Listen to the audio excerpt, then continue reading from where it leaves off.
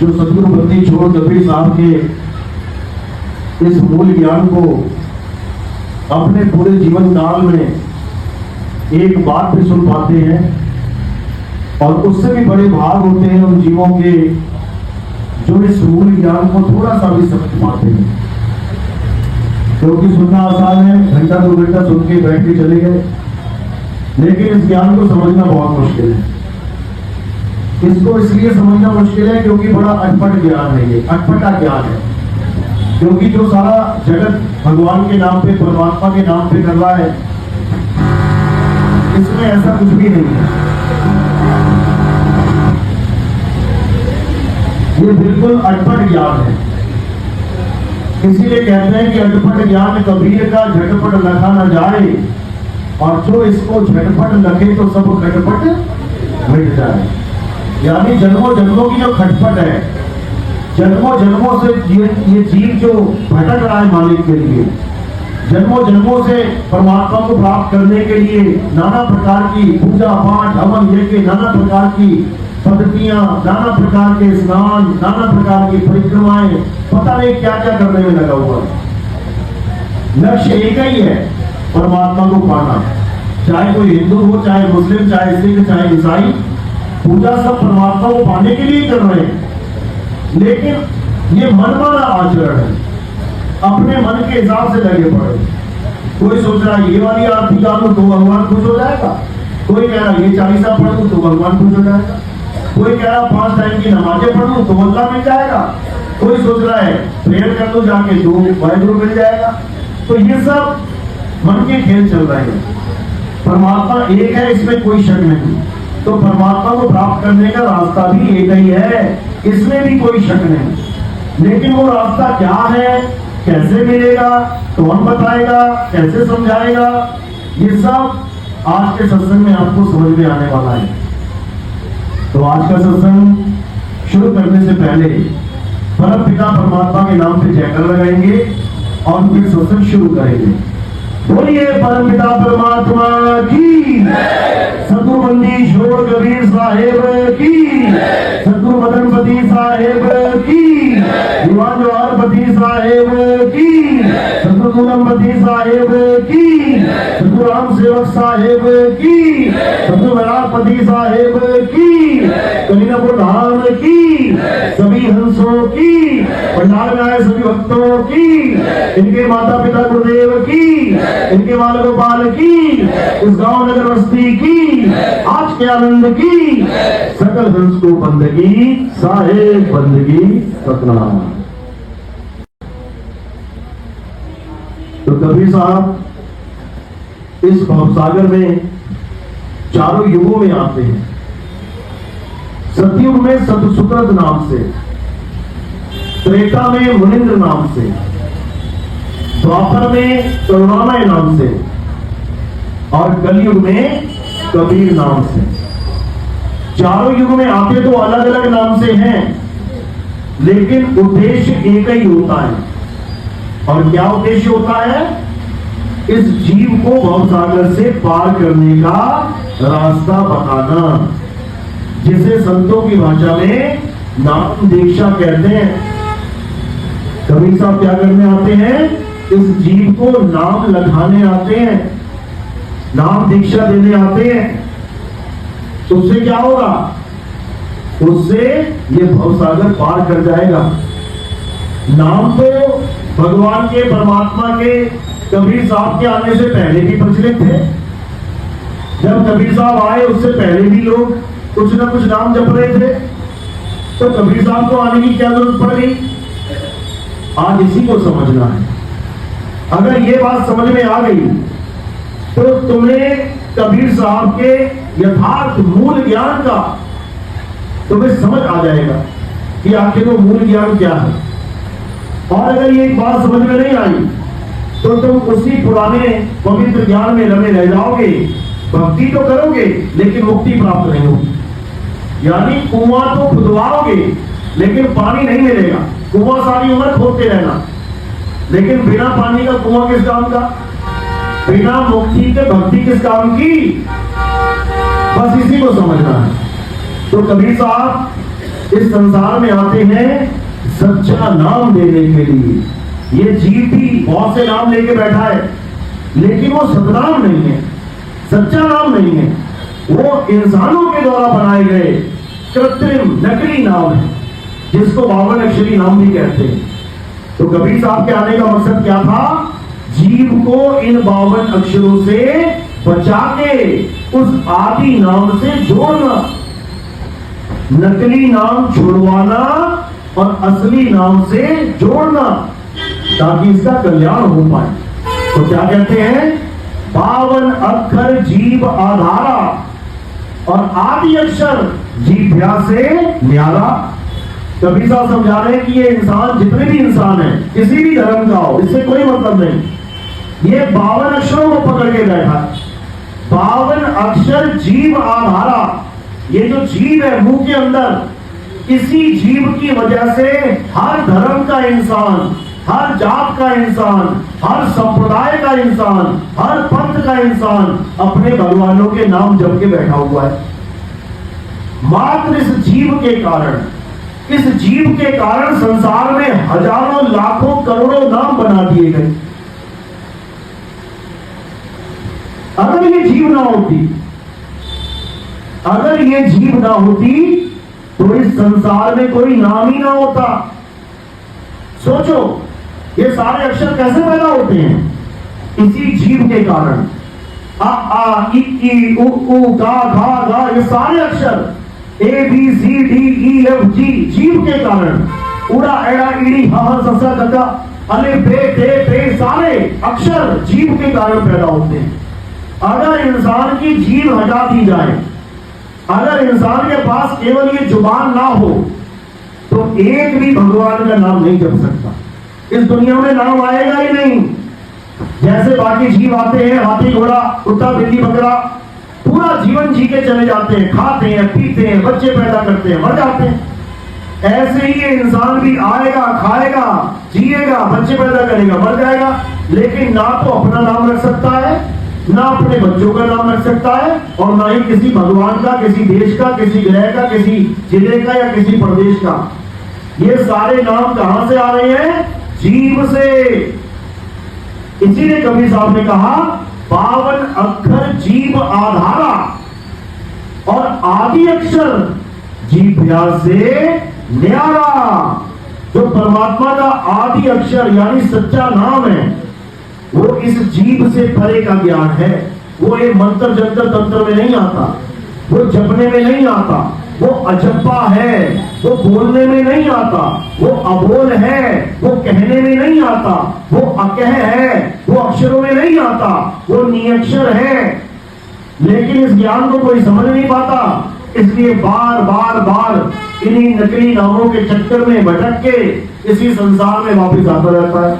तो क्या करना है? इन 52 अक्षरों को जान लेना है। ये 52 अक्षर क्या है? ये 52 अक्षर जितनी भी भाषाएं हैं उसमें यूज होते हैं, जितने भी नाम हैं उसमें यूज होते हैं। अगर ये अक्षर गायब कर दिए जाए, हटा दिए जाए, तो इस संसार के करोड़ों नाम शून्य हो जाएंगे। इसीलिए साहिब ने समझाया, कोटि नाम संसार में इनसे मुक्ति ना होए, और गुप्त नाम सतपुरुष का पूछे फिर ना होए। यानी इस दुनिया में हजारों लाखों करोड़ों नाम जपे जा रहे हैं, लेकिन दुख की बात यह है कि एक भी नाम मुक्तिदायक नहीं है। भक्ति तो बनती जाएगी तुम्हारी, पुण्य कर्म तो बनते जाएंगे, क्योंकि जब तब पूजा पाठ हवन यज्ञ ये पुण्य कर्मों में आता है।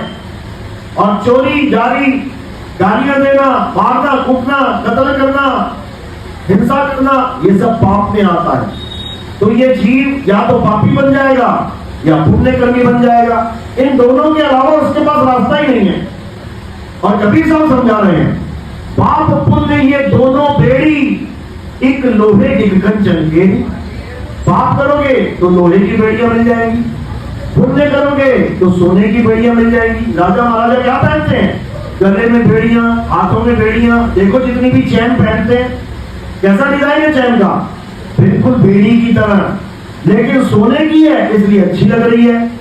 और लोहे की हो गई तो कह दोगे मैं कैदी बन गया।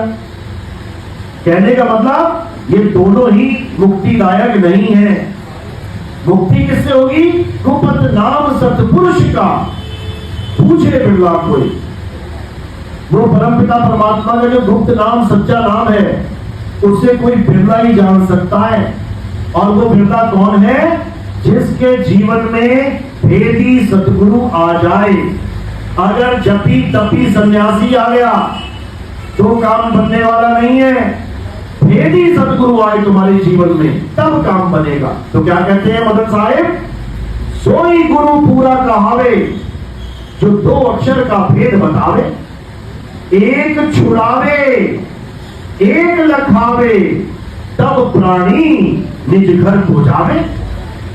कहते हैं अगर तुम्हारे जीवन में ऐसा गुरु आ गया जो दो प्रकार के अक्षरों का ज्ञान दे दे। एक अक्षर ये मुंह से बोलने वाले अक्षर, ये 52 अक्षर, ये जुबानी अक्षर, ये कहने में आने वाले अक्षर, जिसके लिए क्या बोला साहिब ने?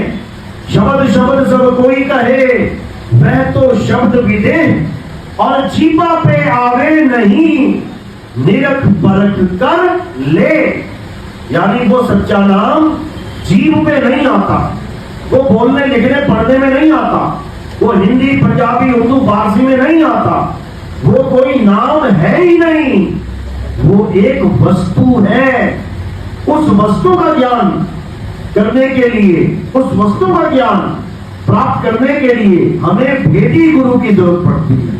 तो साहिब समझा रहे हैं, वस्तु कहीं और ढूंढे कहीं, कैसे लागे हाथ, और गुप्त वस्तु तब मिले, जब भेदी लीजिए साथ। भेदी लीजिए साथ। ये जपी तपी सन्यासी नहीं कि 1 करोड़ बार नाम जप ले, ये 2 करोड़ बार नाम जप ले, ये सब दोजख में पहुंचा देंगे, नरकों में लेके जाएंगे ये। क्यों? क्योंकि तपोराज राजो नरकम। जब तप करने वाले राजा महाराजा बनते हैं, और महाराजा बनने के बाद अत्याचार करते हैं, एक दूसरे पे चढ़ाई करते हैं, हजारों लाखों सैनिकों को मार देते हैं। इसका पाप भोगने के लिए वो नरकों में जाते हैं। तो तपोराज राजो नरकम।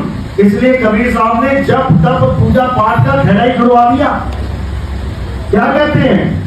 वो तो कहां ढूंढे रे बंदे, मैं तो तेरे पास में, ना मैं जप में, ना मैं तप में, और ना एकांत निवास में, ना मैं मंदिर में, ना मस्जिद में, ना काबे कैलाश में। बिल्कुल क्लियर कि मैं किसी मंदिर मस्जिद गुरुद्वारे में नहीं रहता भाई, और ना ही मैं किसी जप तप पूजा पाठ से मिलने वाला। अगर मुझे खोजना है तो भेदी गुरु ढूंढ, भेदी लीना साथ में, और दीनी वस्तु लखाए, और कोटि जन्म का बंध था पल में पहुंचा जाए। अगर भेदी गुरु मिल गया तो समझ लो कि अब कल्याण हो जाएगा। अब 101% तुम्हें परमपिता परमात्मा का ज्ञान होगा, क्योंकि भेदी गुरु सारे संसार से हटा के तुम्हें तुम्हारे आत्म तत्व में खोजने का ज्ञान देता है। क्योंकि परमात्मा कहीं बाहर नहीं, तुम्हारी आत्मा में विराजमान है। श्री गुरु ग्रंथ साहब में ये वाणी दर्ज है, आत्म में राम, राम में आत्म, छीनस गुरुमुख विचारे। यानी जब गुरुमुख का विचार यानी उसका ज्ञान मिलेगा, तब तुम जान पाओगे कि कैसे आत्मा में परमात्मा का वास है। समझा रहे हैं साहिब? जीव तिलमा ही तेल है, और जीव चकमक में आग, तेरा साईं तुझ में है, जाग सके तो जाग। कहां ढूंढने को बोल रहे हैं? क्या मंदिर में बोल रहे हैं, या मस्जिद में बोल रहे हैं, या किसी पत्थर की मूर्ति में बोल रहे हैं? कहां बोल रहे हैं? कह रहे तेरा साईं तुझ में है, और जाग सके तो जाग। कि अगर परमात्मा को खोजना है तो अपने अंदर खोज, तब कल्याण होगा, नहीं तो नहीं होगा। लेकिन अपने अंदर खोजने की जगह ये इंसान इस काया में खोजने लग जाता है। वाणी कह रही है तेरा साईं तुझ में है, और इंसान समझ रहा है, ये अज्ञानी जीव समझ रहा है कि मेरा साईं मेरी काया में है। बस यहीं पे धोखा हो जाता है। जो गुरु लोग कहते हैं कि परमात्मा तुम्हारी काया में, तुम्हारे शरीर में विराजमान है, वो कबीर साहब की वाणी को समझ ही नहीं पाते। कबीर साहब ने ये कभी नहीं कहा कि परमात्मा तेरे शरीर में रहता है, कभी नहीं कहा। अरे शरीर तो जेल है, ये 5-25 का पिंजरा, और वहां में तुमको राखे हो, हमको राखे हो नहीं। ये जीव इस 5 तत्व 25 प्रकृति 3 गुण की जेल में फंसा पड़ा है। इस जेल में जीव रहता है, परमात्मा नहीं।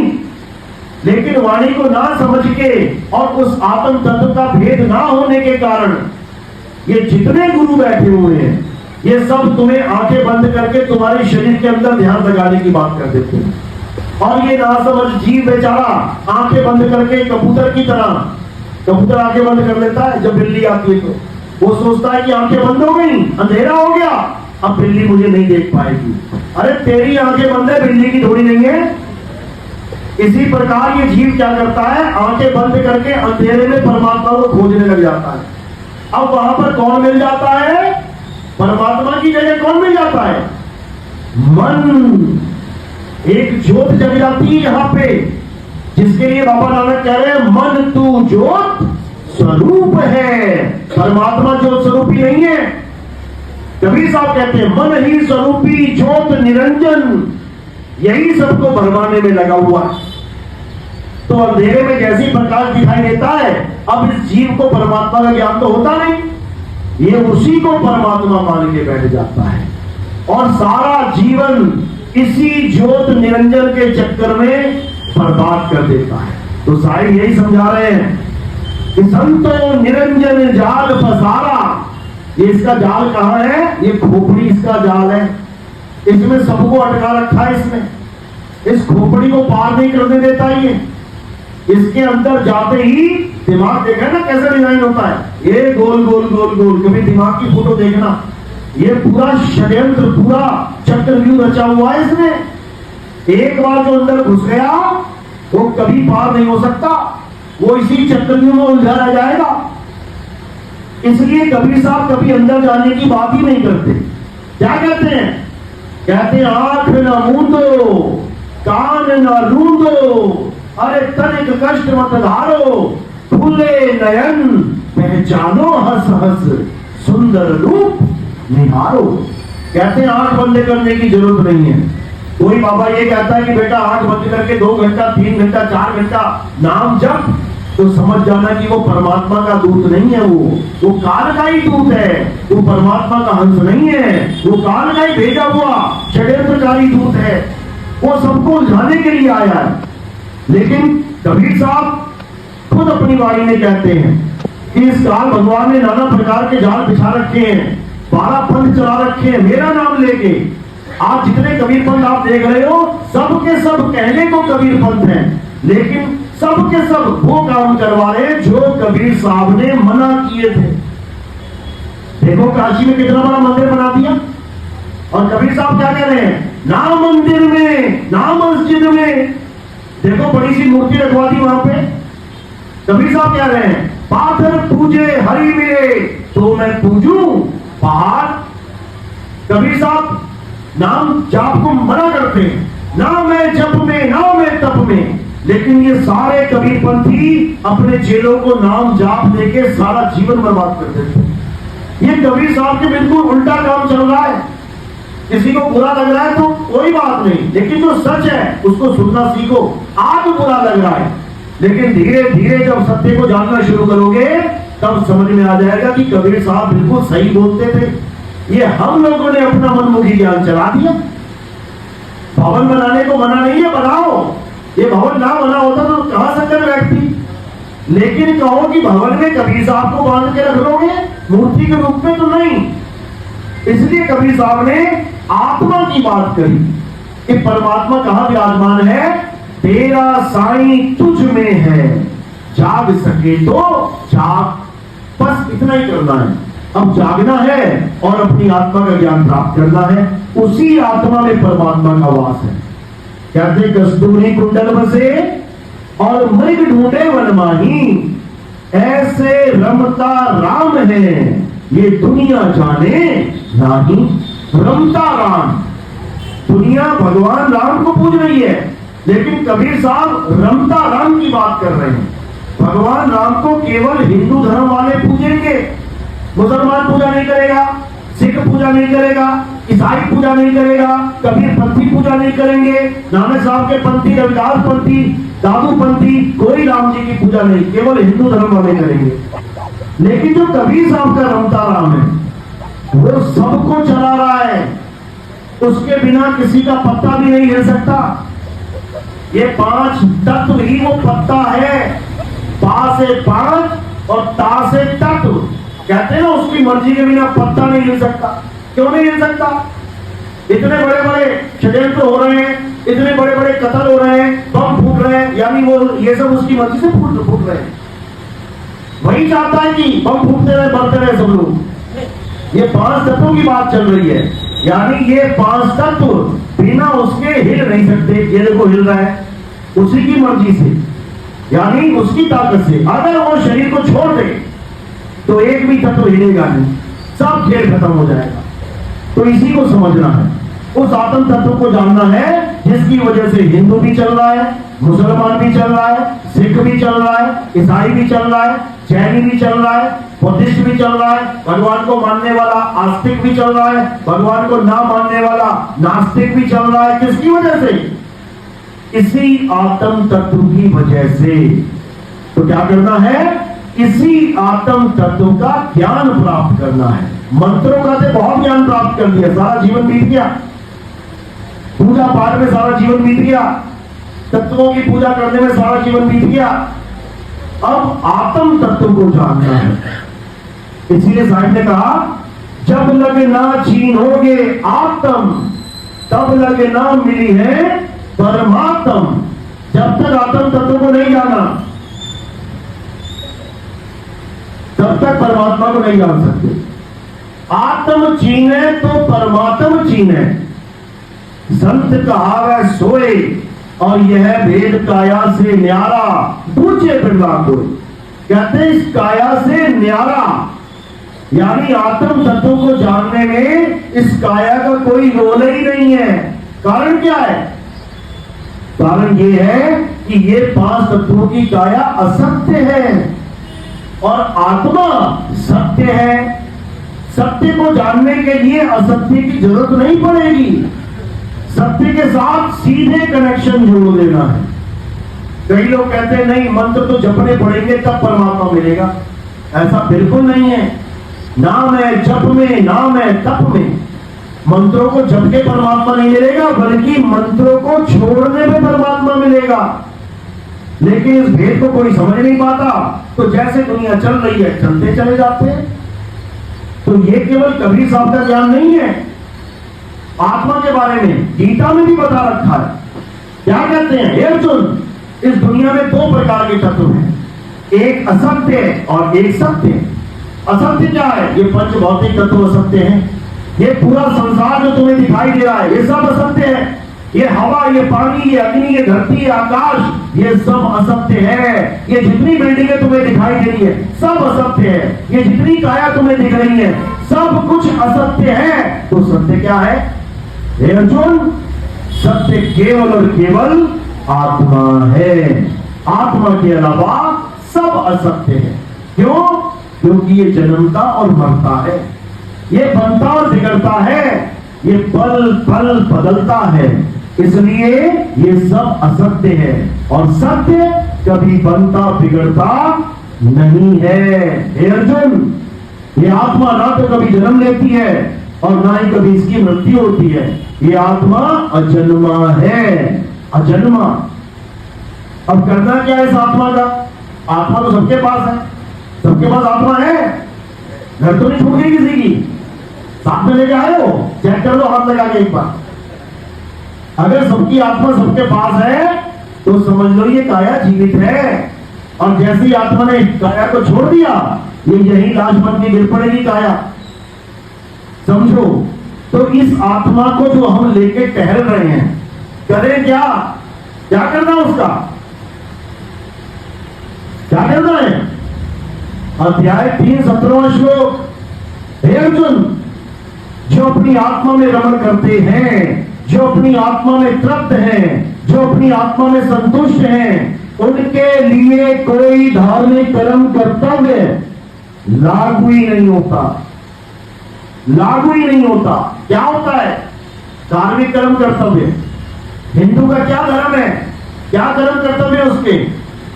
मंदिर जाए, पूजा करे, पाठ करे, चालीसा पढ़े, आरतियां गाए, भोग लगाए, प्रसाद खाए, घर को आए। मुसलमान का क्या धर्म है?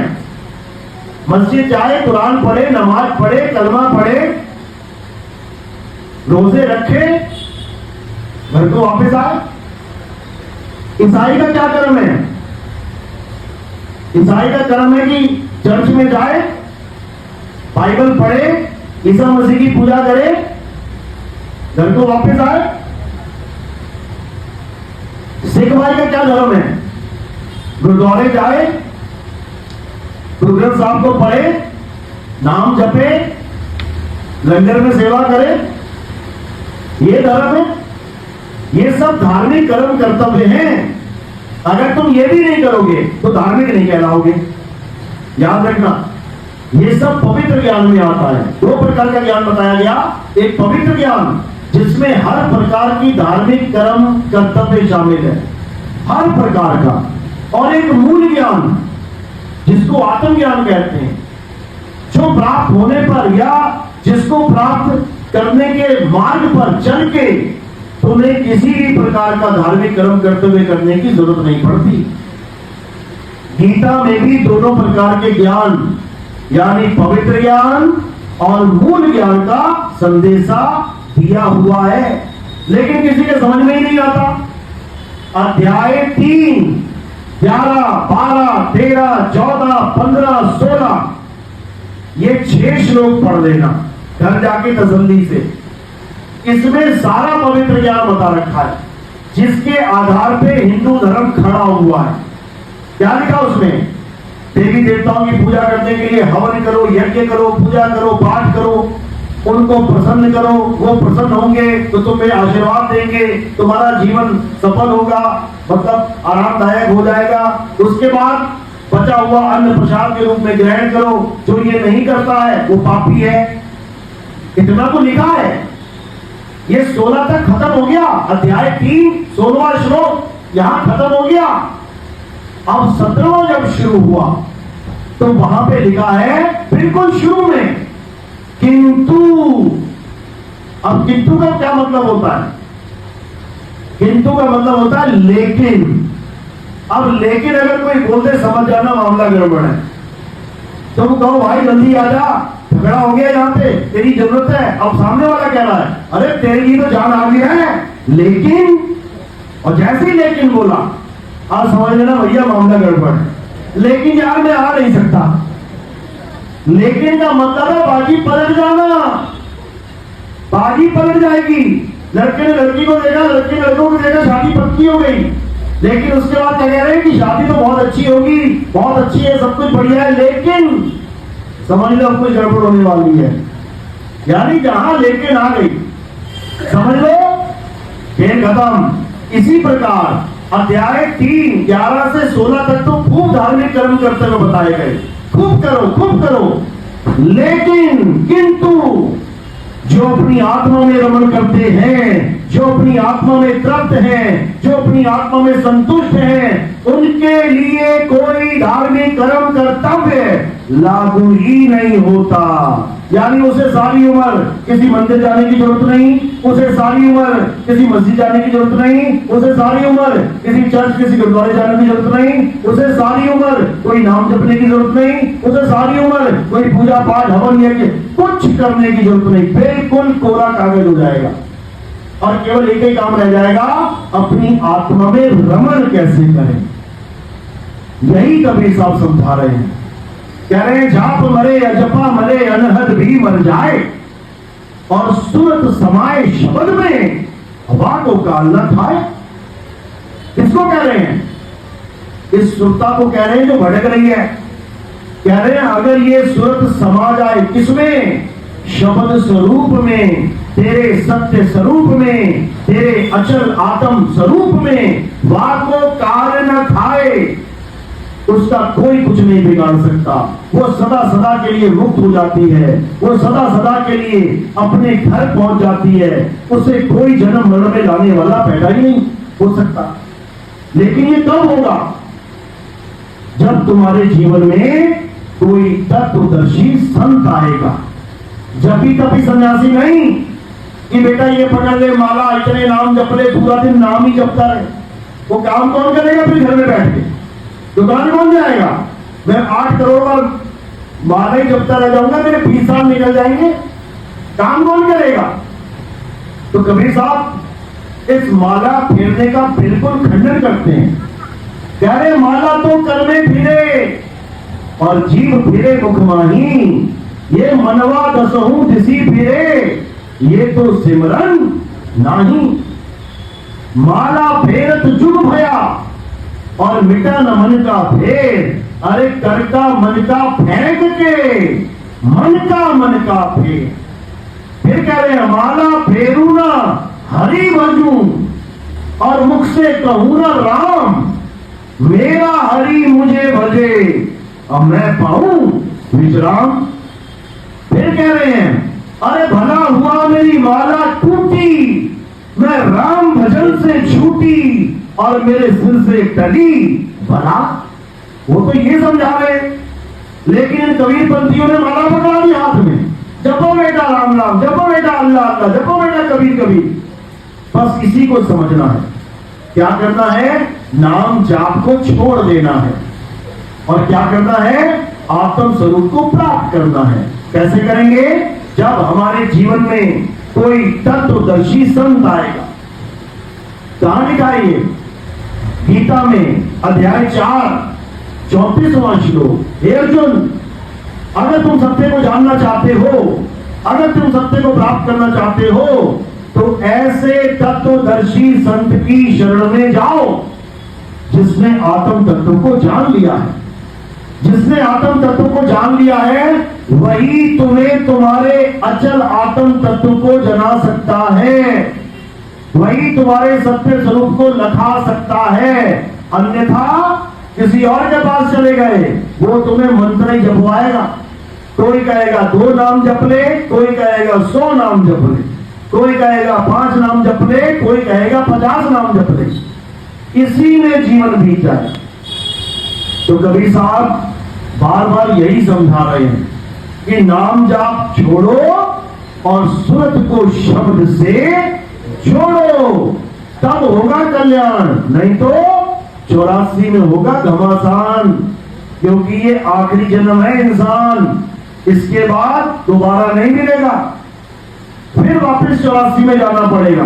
तो कह रहे हैं 184 भुगत के पांव पे अटके आए और अब की पासा ना पड़ा तो फिर 84 जाए, वापस जाना पड़ेगा उसी 84 में। फिर बन जाना कुत्ता बिल्ली हाथी घोड़ा सुअर। कौन कौन सुअर बनना चाहता है? आप क्या करो? कोई भी नहीं, फिर भी बना दिए जाओगे। देखो बने हुए कितने सारे। कुत्ता कौन बनना चाहता है? कोई भी नहीं, फिर भी बना दिए जाओगे। नाली का कीड़ा कौन बनना चाहता है? कोई भी नहीं, फिर भी बनोगे। बैल कौन बनना चाहता है? बैल तो अच्छा है, वो भी नहीं बनना चाहते। वो भोले शंकर ने बना रखा है, समझो। उल्लू कौन कौन बनना चाहता है? कोई नहीं, वो लक्ष्मी जी ने बना रखा है, सवारी है उसकी। तो कहने का मतलब 84 बहुत खतरनाक है। देवी देवता भी 84 खत्म नहीं कर सकते, 84 की सवारी कर सकते हैं। गणेश जी चूहे की सवारी कर रहा है, शंकर जी नंदी की सवारी कर रहे हैं, लक्ष्मी उल्लू की सवारी कर रही है। समझो, सबकी सब सवारी 84 वाले ही है, समझ लो। तो ये 84 कैसे कटेगी? ये देवी देवताओं के पास तो नहीं कटती भाई। सांप बन जाओगे, गले में जरूर धारण कर लेंगे, लेकिन सांप को मुक्ति नहीं देंगे, समझ लो। तो सांप बिच्छू बनना है तो करते रहो, और अगर मुक्ति चाहिए तो फिर गुरु की शरण में आना पड़ता है। गुरु ही मुक्ति देते हैं। कौन सा गुरु? शब्द हमारा गुरु है, सदा हमारे संग। शब्द गुरु मुक्ति देता है, और शब्द गुरु का भेद कौन बताता है? संत बताता है। इसीलिए बोला सेवा को दो ही भले, एक संत एक राम, राम है दाता मुक्ति का, और संत जपावे नाम। संत तुम्हें नाम का भेद बताता है कि कैसे भक्ति करनी है। अगर अधूरा गुरु मिल गया तो फिर अधूरी भक्ति मिलेगी, और पूरा गुरु मिल गया तो फिर पूरी भक्ति मिलेगी। अधूरा गुरु मिला, अधूरी भक्ति मिली तो कभी मुक्ति नहीं मिलेगी। पूरा गुरु और पूरी भक्ति मिल गई तो 101% मुक्ति मिलेगी। बस इतना सा भेद है। लेकिन लोगों को समझ में नहीं आता कि पूरे गुरु और अधूरे गुरु में फर्क क्या होता है। जबकि बाणियां गा रहे हैं फिर भी नहीं समझ रहे हैं।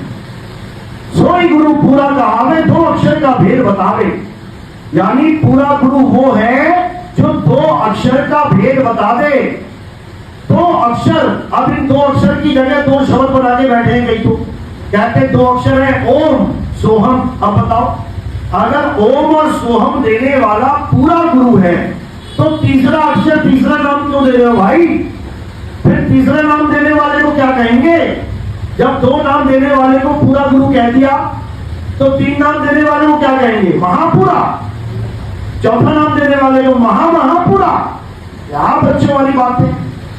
पूरा गुरु वो होता है जो 2 प्रकार के अक्षरों का भेद बताता है, जपवाता नहीं है। सोई गुरु पूरा कहा है, 2 अक्षर का भेद बताए। भेद यानी रहस्य। इन अक्षरों का रहस्य बताए। ये अक्षर कहां से आ गए संसार में? ये 52 अक्षर किसने उत्पत्ति कर दिए संसार में? ये 52 अक्षर को बनाने वाला कौन है? ये 52 अक्षरों को जीव बनाता है, जीव। हिंदुस्तान में हिंदुस्तानी अक्षर हिंदी के, अरब देश में अरबी अक्षर, अंग्रेजों के यहाँ अंग्रेजी अक्षर, जापानियों के यहाँ जापानी अक्षर, चाइना में चाइनीज अक्षर, ताइवान में ताइवानी अक्षर। अलग अलग देशों में अलग अलग प्रकार के अक्षर कौन बना रहा है? ये जीव ही बनाता है। इसीलिए कबीर साहब ने पूछा कि मैं तुमसे पूछूं पंडिता, ये शब्द बड़ा की जीव, यानी जिन शब्दों को तुम सोच रहे हो मैं रट रट के पार हो जाऊंगा, अरे उन शब्दों को जीव ने बनाया है। बनाने वाला बड़ा है या बनाई जाने वाली चीज? इतना ही समझ लो। बनाने वाला बड़ा है या बनाई जाने वाली चीज? बनाने वाला बड़ा है। तो जो बड़ा है वो अपने से छोटी चीज को पूज के या जप के मुक्त कैसे होगा? इंसान ने मूर्ति बनाई या मूर्ति ने इंसान बनाया? इंसान ने मूर्ति बनाई। तो बनाने वाला कौन है? इंसान। और बनने वाला कौन है? मूर्ति। वो एक छोड़ 1000 बना दे, वो बना बना के तोड़ दे, वो सारी मूर्तियां मिलके एक इंसान नहीं बना पाएंगी। एक इंसान हजारों लाखों बना देगा। तो बड़ा कौन है? इंसान बड़ा है।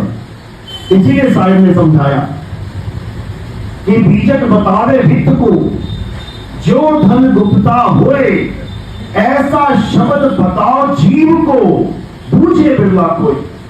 यानी अगर तू सच में गुरु है तो ऐसा शब्द बता जीव को जो शब्द जीव ने नहीं बनाया। ऐसा शब्द बता इस जीव को जो जीव ने नहीं बनाया। ये हिंदी के शब्द, पंजाबी, उर्दू, फारसी के शब्द, ये सब जीव बना के बैठा है। और वही जीवों के द्वारा बनाए हुए शब्द ये सारे गुरु लोग उसी बनी हुई चीज को फिर उसी को पकड़ा दे रहे हैं। जो जीव बना रहा है उसी को लटवा दे रहे हैं। बताओ, जो जीव मूर्ति बना रहा है उसी मूर्ति की पूजा करवा दे रहे हैं। बताओ, ऐसा शब्द बता जीव को जो शब्द जीव नहीं बना सकता। कौन सा शब्द है वो? उसे सार शब्द कहते हैं। इसीलिए कबीर साहब ने बीजक में समझाया, सार शब्द कहीं बाची हो मानो एतबारा। यानी मेरी कही बात का एतबार कर ले हे जीव। अगर तू अपने बनाए हुए शब्दों को पकड़ के बैठेगा तो पक्का मरेगा, और अगर तूने सार शब्द को जान लिया तो पक्का बचेगा। तो कह रहे हैं, सार शब्द कहीं बाची हो मानो एतबारा, और अक्षर पुरुष पेड़ निरंजन वाकी डारा। यानी अगर बचना चाहते हो तो सार शब्द को जानो, सार शब्द को पहचानो। बिना सार शब्द के एक भी जीव का कल्याण नहीं हो सकता। और ये सार शब्द किसी हिंदी, पंजाबी, उर्दू, फारसी का नहीं है। ये सार शब्द किसी भाषा का नहीं है। ये सार शब्द लिखने, बोलने, पढ़ने वाला नहीं है। ये सार शब्द तुम्हारा सत्य स्वरूप है। इसी को नाम कहते हैं, इसी को सतनाम कहते हैं, इसी को सार नाम कहते हैं और इसी को सार शब्द कहते हैं। किसे कहते हैं? तुम्हारे सत्य स्वरूप को। इसीलिए कबीर साहब वाणी में कहते हैं, सत्य स्वरूपी नाम साहिब का, सो निज नाम हमारा।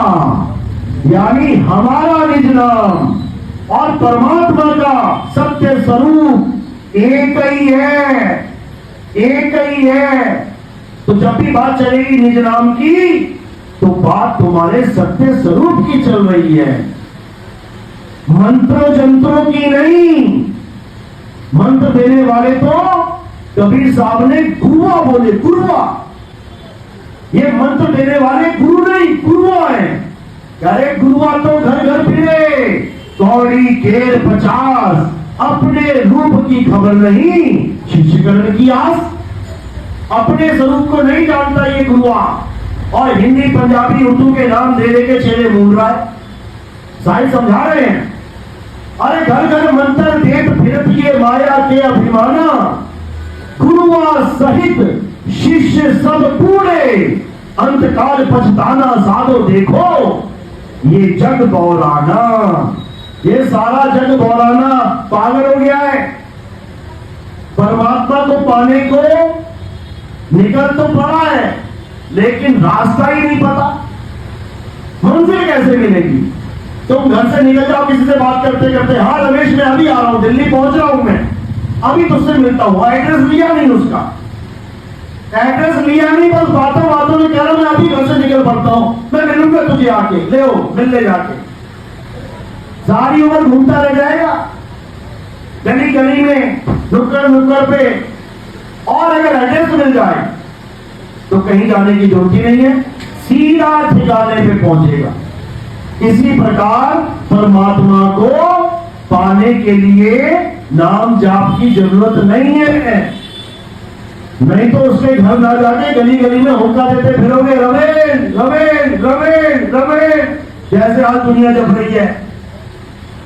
परमात्मा के नाम इसीलिए जप रही है क्योंकि मिल नहीं रहा है। अगर मिल जाए तो क्यों जपे।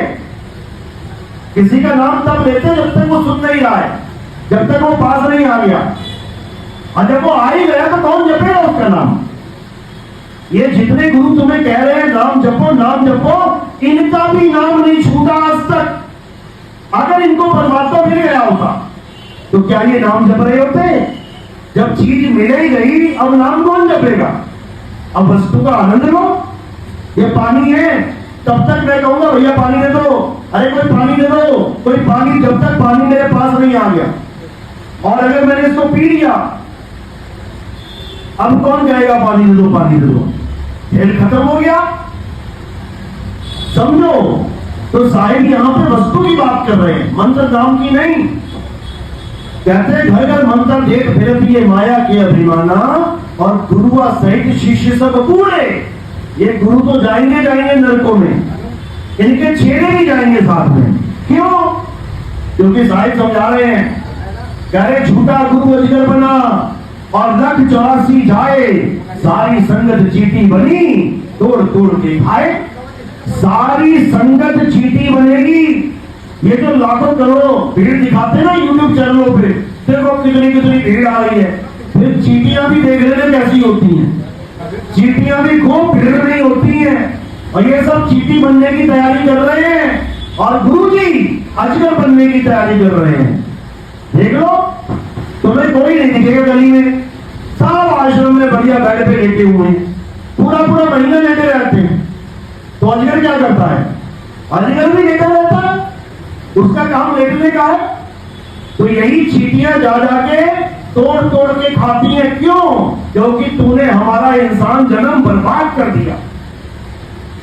लाखों करोड़ों जन्मों के बाद हमें एक जन्म मिला था, वो भी बर्बाद कर दिया इस नाम जाप के चक्कर में, इस पूजा पाठ के चक्कर में। तो यही कबीर साहब बार बार समझा रहे हैं कि अभी भी समय है, जाग जा, आत्म देव को पहचान ले। यही कृष्ण जी समझा रहे हैं, यही पलटू साहब कह रहे हैं, पलटू पूजे आत्मा नित आए नित जाए, और पातर पूजे मूर्खा हाथ छोड़ ठीक आए। अगर तुमसे कोई गलती होगी तो किसी इंसान से माफी मांग लो, वो माफ भी कर देगा। अब भगवान से माफी मांग लो पत्थर के आगे, अब उसने माफ किया या ना किया ये भी नहीं पता लगेगा। इंसान कम से कम ये तो कह सकता है ना, नहीं मैं नहीं माफ करूंगा तुझे, या कह देगा अरे मैंने माफ कर दिया।